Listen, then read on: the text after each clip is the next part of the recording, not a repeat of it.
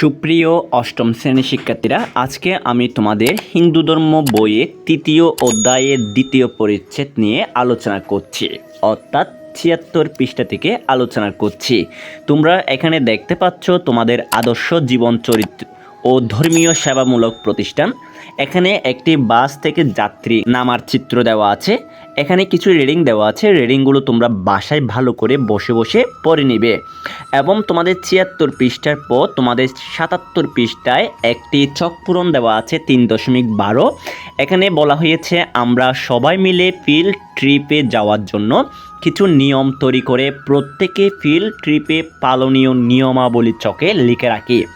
এখানে ছক ৩.১২ মধ্যে একটা নিয়মাবলীর ছক দেওয়া আছে। ১ থেকে 5টি ছক পূরণের জন্য বলা হয়েছে। চলো আমরা এর উত্তরে আমরা কি লিখব তা দেখে আসি। এটি হলো তোমাদের উত্তর। ফিল্ড ট্রিপে পালনীয় নিয়মাবলী চকে লিখে উপস্থাপন করা হলো। আমি এখানে 6টি দিয়েছি, তোমরা বইয়ে 5টি দেওয়া আছে, 5টি লিখবে। ১. সর্বদা শিক্ষকের নির্দেশনা মেনে চলতে হবে। 2. গাড়িতে বা বাসে ওঠার সময় তাড়াহুড়া করা যাবে না। 3. গাড়ির জানালা দিয়ে বাইরে হাত মাথা বের করা যাবে না। 4. পরিদর্শনের সময় পাঠ্য বই, কলম, জলের বোতল ইত্যাদি প্রয়োজনীয় জিনিস সঙ্গে রাখতে হবে। 5. কোনো প্রকার বিশৃঙ্খলা বা ঝগড়াঝাটি করা যাবে না। 6. ফিল্ড ট্রিপের প্রতিষ্ঠানে কর্তব্যরত ব্যক্তিদের যথাযথ সম্মান প্রদর্শন করতে হবে। আমি এখানে 6টি দিয়েছি, তোমরা 5টি লিখলে লিখতে পারবে, 6টিও লিখলে লিখতে পারবে। আশা করি এই উত্তরটি তোমাদের অত্যন্ত ভালো লেগেছে। এরপরে তোমরা দেখতে পাচ্ছ তোমাদের আরেকটি ছক পূরণ দেওয়া আছে। এখানে বলা হয়েছে ফিল্ড ট্রিপের অনুমতিপত্র ছকে আমরা প্রত্যেকে নিজের অভিভাবকের অনুমতি নিই। অনুমতিপত্রের নমুনা, এখানে তোমাদের নমুনাটি লিখে পূরণ করতে হবে। চলো এটি আমরা পূরণ করে আসি। এই হলো তোমাদের উত্তর। ফিল্ড ট্রিপের অনুমতিপত্রটি নিচের ছকে পূরণ করে দেখানো হলো। অনুমতিপত্রের নমুনা, আমার সন্তান পুষ্য, শিক্ষার্থীর নাম, এখানে তোমাদের শিক্ষার্থীর নামটা লিখতে হবে। আমি এখানে একটা উদাহরণস্বরূপ লিখে দিয়েছি, ঈশান কুমার দাস।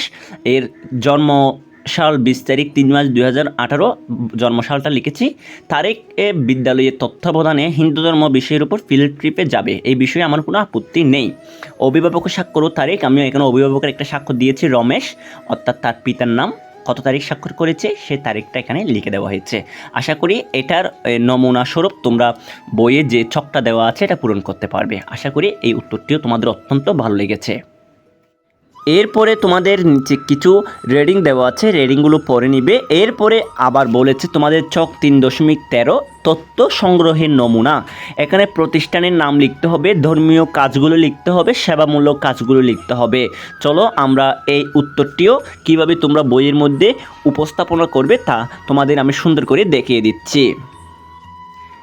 এই হলো তোমাদের উত্তর। এখানে বলা হয়েছে প্রশ্নোক্ত নির্দেশনা অনুযায়ী চকগুলো পর্যায়ক্রমে তথ্য সমৃদ্ধ করে দেখানো হলো। আমি প্রতিষ্ঠানের নাম দিয়েছি শ্রী অঙ্গন ফরিদপুর, ধর্মীয় কাজ দিয়েছি 4টা এবং সেবামূলক কাজ দিয়েছি 4টা। প্রথম দিয়েছি মহানাম সংকীর্তন, ভক্তদের মাঝে প্রসাদ বিতরণ। 2. প্রতিদিন প্রভুর উদ্দেশ্যে বুক নিবেদন, এটা সেবামূলক কাজ হলো। বিভিন্ন শুভ কাজ যেমন অন্নপ্রাশন, জন্মদিন, বিবাহবার্ষিকী, মৃত্যুবার্ষিকী পালন, এখানে অন্নপ্রাশন হবে, দন্ত 9 হবে। 3. শ্রী শ্রী জগদ্ধন্ধু সুন্দরের জন্মতিথিতে উৎসবের আয়োজন করা হয়, এটা সেবামূলক কাজ হলো। শ্রী শ্রী জগদ্ধন্ধু লাইব্রেরিতে অসংখ্য ধর্মীয় গ্রন্থ পাওয়া যায়। 4.